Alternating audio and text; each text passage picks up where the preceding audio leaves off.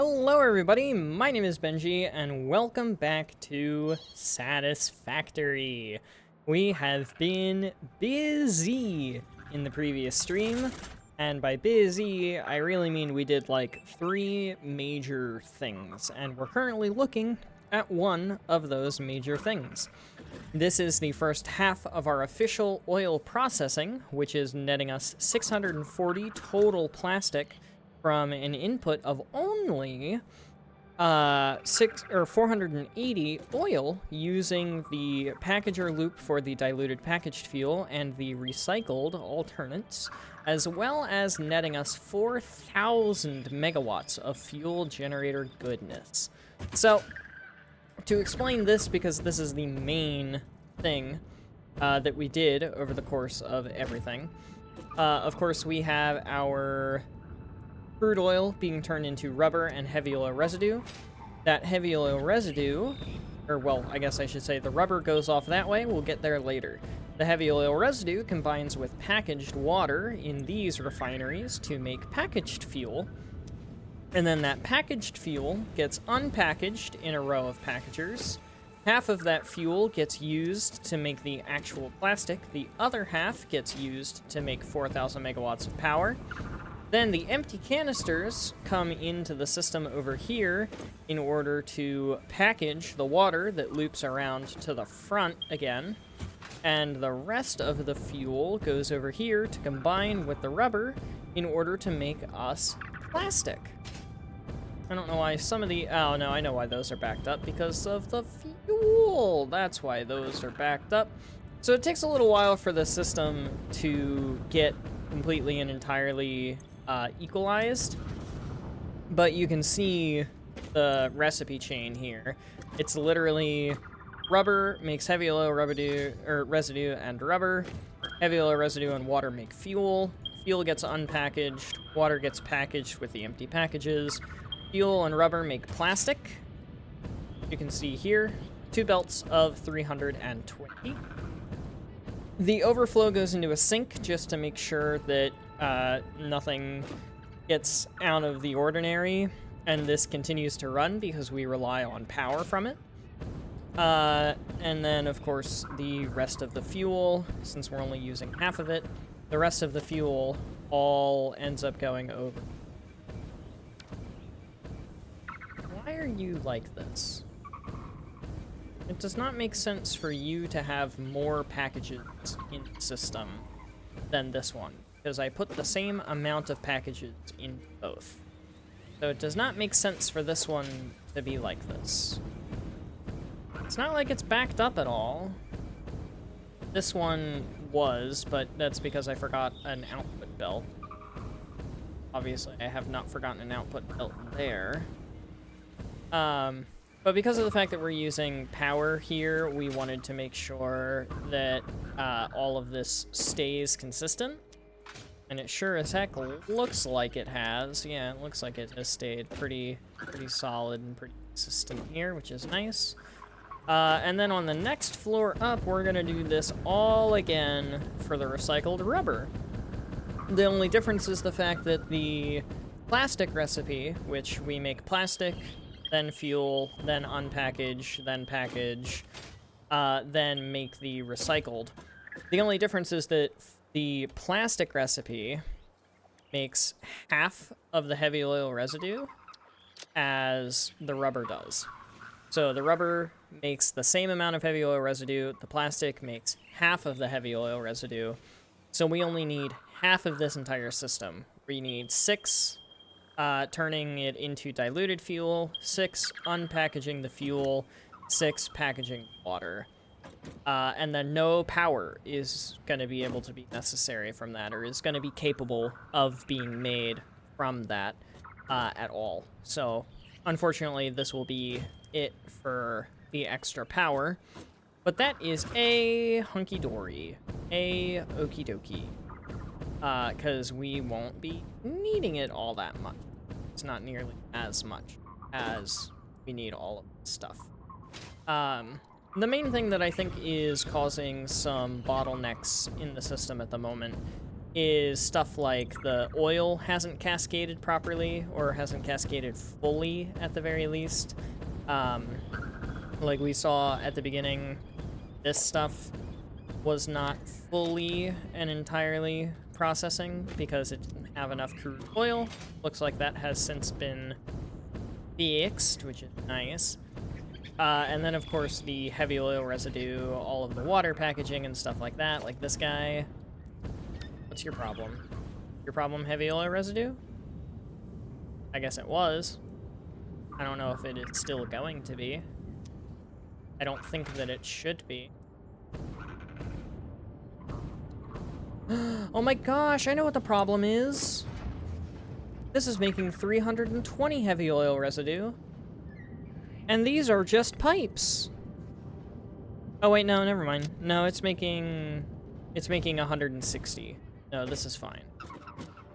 Yeah, this is fine. See that? 160. Average. 160. Alright, never mind. Then this should just be working fine. Emphasis on the should assuming monster is gonna come get me. I think it's because of the fact that it's an overflow manifold instead of perfect splitting, but it's really hard to do perfect splitting pipes, so we just don't do perfect splitting pipes. But yeah, other than that, we have our lovely little container thing here, which is giving us all of the containers that we end up putting into the system. And this is enough containers for the next floor. Like I said, I only put 2 rows in over there. So that's good.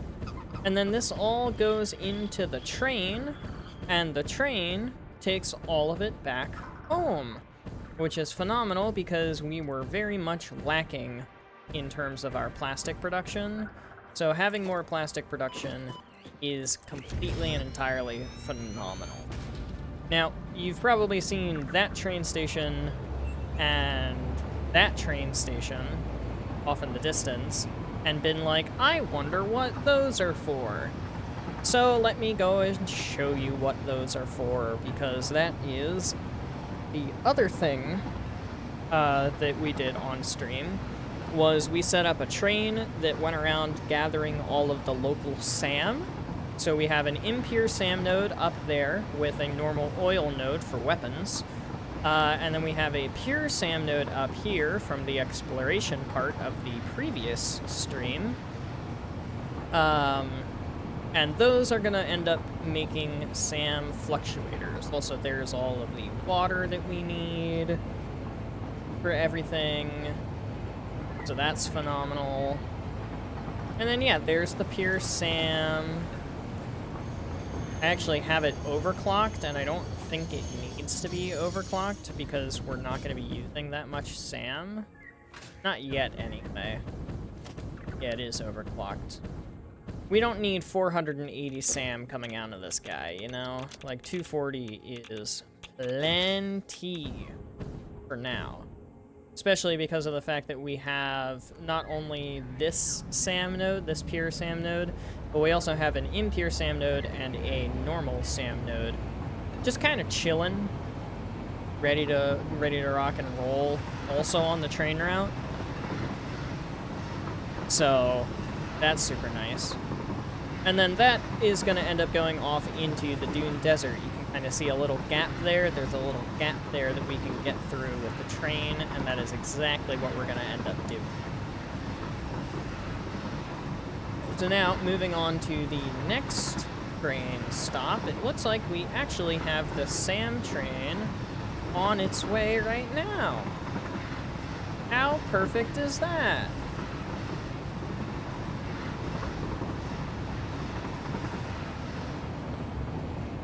It's actually quite potentially not great because I could totally just smash into it and derail it. That would be funny, wouldn't it? I think that would be funny, but I'm not gonna do that. So yeah, we've got an impure SAM node here and a normal oil node over there. You can see the oil part of that train. And that oil all goes to weapons because we need weapons of mass destruction. And I'll show those off here in a minute once we get back. because the other thing that we have done is go into a cave. And also around the entire back half of the map here. So I'll go on ahead and show off the train route around the back of the map, because I think it's neat. I love my train infrastructure. I love the way that it looks. I love how easy it is to build with blueprints. And it'll be even easier to beautify it once I have the hover pack. Because right now, getting underneath of these requires some really precise movement with the jetpack, and that's not always easy. So right around the back here, we have a continuation of the train line, and a couple of caves and other things that we have explored. And the train line goes up a little bit of a ways because it, needs to be uppies over here. And there's also a nitrogen gas well over here. So the nitrogen gas well is very nice to have in the later tiers. That's like some very advanced phase 3 shit that we are going to be doing eventually. So I wanted to go on ahead and make this pretty available. Yeah, there's the nitrogen gas right there. So eventually we will probably have a couple of trains for nitrogen gas that are happening, just to make sure that that's a thing that happens. There's a limestone node there too if we need it. But then around the back here, at our old little coal production stuff. Oh, that's the quartz train. So the quartz train is going to follow us in here, but there's a cave down here. So we've got ourselves some cave infrastructure, some really tight rails for the cave infrastructure, because I needed the room. And then we have a normal quartz node, 2 pure quartz nodes, and a normal SAM node. So the normal SAM node here ends up getting the normal SAM. You can see the normal SAM there. You can see how much of it has filled up here because we don't have that much room at home for it. And then we also have the crystal train, which of course the crystal train does not have like the full crystal yet. Just because of the fact that it actually needs to be used, and currently it is not being used at all. So that will be something that we fix in the next stream.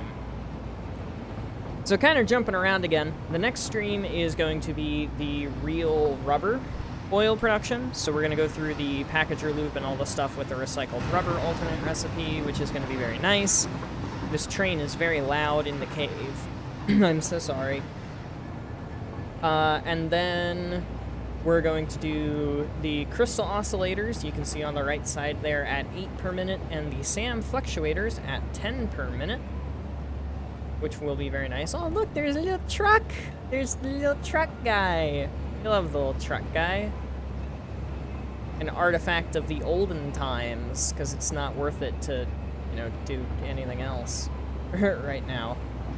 It would not be worth it to run a train there for coal, especially since the truck's doing a great job already.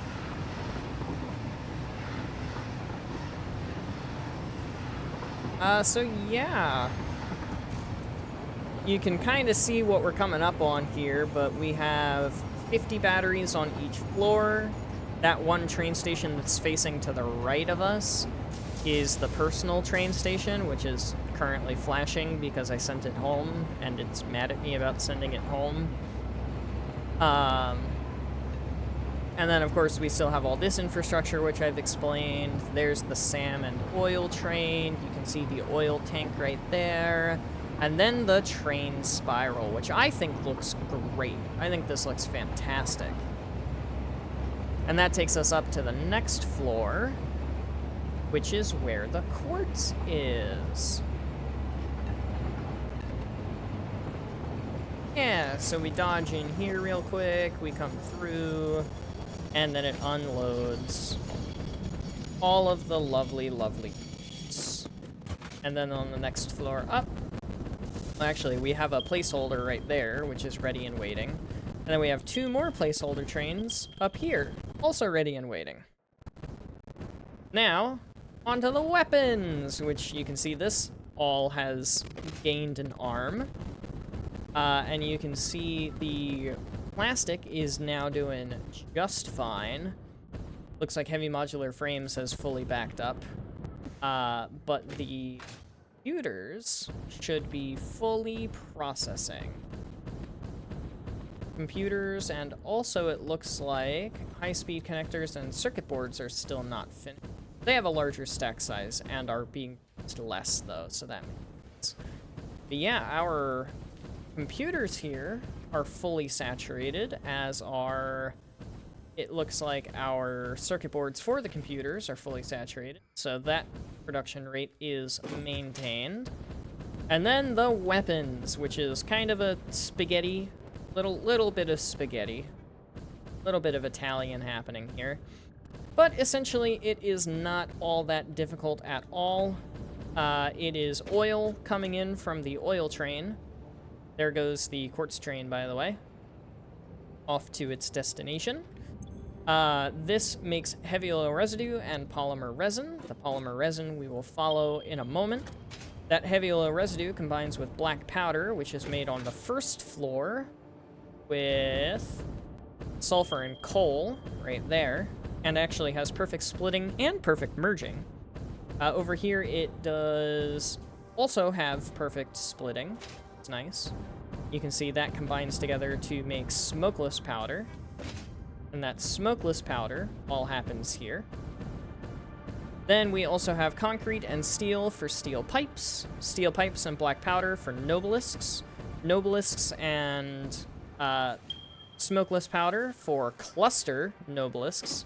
Just saw one of those right there. And this is a cluster nobelisk, which is very, very satisfying to attach to the head of a creature and then just let it rip. Then, of course, we have smokeless powder and copper sheets, which is why there's copper on the sub bus, and that makes rifle ammo. Here's the rifle, which is hit scan up to a certain distance, by the way, so that's very nice. And then, of course, last but not least, we have iron for iron rods and iron rebar. And then iron rebar, steel pipes, and smokeless powder combined together to make explosive rebar, which is exactly what it says on the box. And yeah, 5 per minute for this, not great. So we have 3 of these, which is only supplied by 4 constructors and a single foundry. And also the refineries, but like a lot of manufacturers. These guys, of course, it's 150 per minute of these, which I don't think I could ever use that many rifle ammo. And then these guys, it is 5 per minute, 2.5 each. And then these guys, of course, these guys, of course, make the actual nobelisks themselves. And yeah, it's super duper nice, super duper great to have. And then the polymer resin. So the polymer resin comes over here and combines with water to make us fabric. And then that fabric goes into here, this manufacturer, with coal and iron plates, which is where the rest of the iron goes to make gas filters. And those gas filters go into here in order for me to not die when I can't blow up the things. And also just to help me in general, and also for later for iodine filters.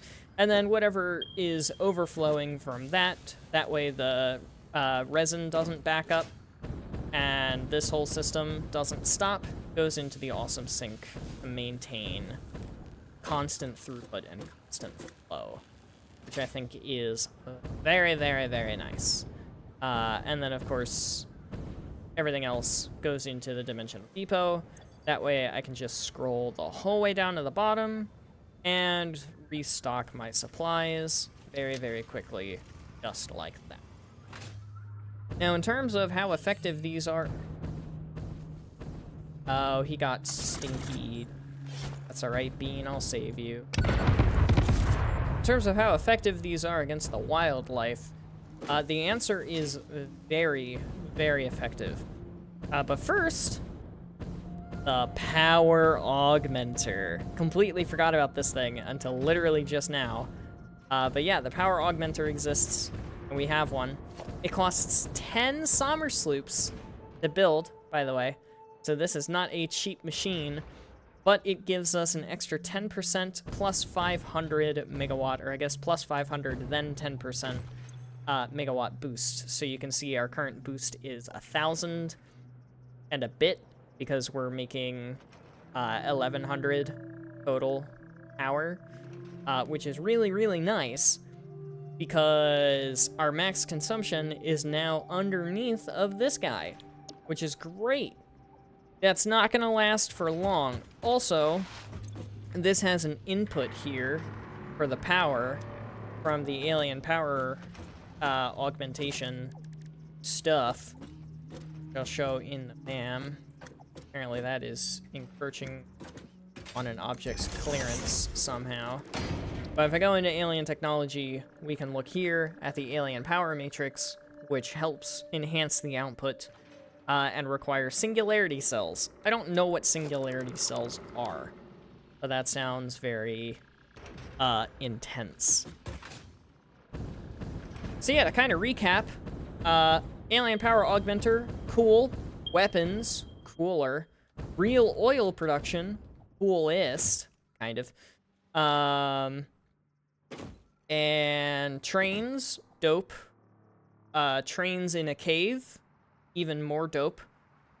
And then next time, we're gonna go through the process of recycled rubber. So if I go into the plastic recipe, kind of walk through this one more time here. Oil creates plastic and heavy oil residue. Then that plastic gets used for the recycled rubber using the fuel.